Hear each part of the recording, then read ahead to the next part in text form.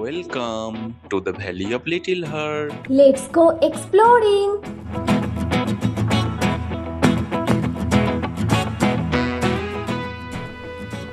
আম নেবে গো আম, ভালো ভালো মিষ্টি মিষ্টি আম। আম নেবে গো আম, ভালো ভালো মিষ্টি মিষ্টি আম। সময়টা বৈশাখ মাসের দুপুরবেলা। সেই সকাল থেকে মাথায় ঝুড়িতে করে আম নিয়ে ঘুরলেও একটাও আম বিক্রি হয়নি এই আম বিক্রেতার। এমন সময় পথের ধারে সে দেখতে পেল একটি পানের দোকান। তার খুব ইচ্ছে হলো একটি পান খাওয়ার, কিন্তু তার কাছে তো পয়সা নেই। যদি আমের বদলে পায়ে পায়ে পানের দোকানের দিকে এগিয়ে গেল সে। এদিকে পানের দোকানদারেরও আম দেখে খুব লোভ হলো। কি সুন্দর রসালো আম, একটা পেলে মন্দ হতো না। এদিকে তার কাছেও কোনো টাকা নেই। সে তখন আম বিক্রেতার মনের কথাটাই বলে ফেলল যেন।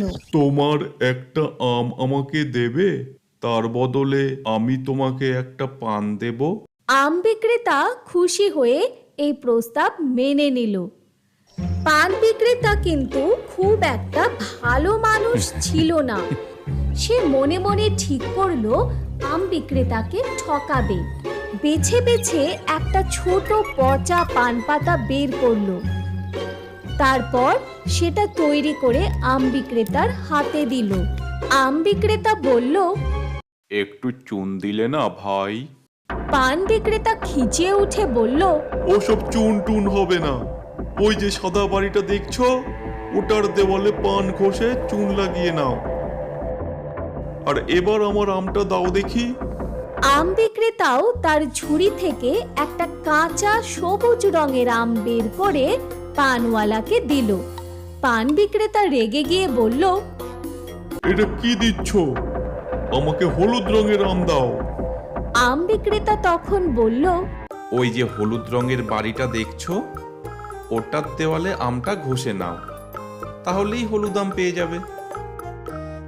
এই বলে আমের ঝুড়ি মাথায় করে হন হন করে হেঁটে চলে গেল আমওয়ালা।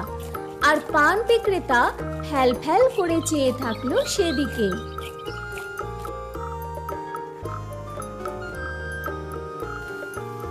Thank you for watching.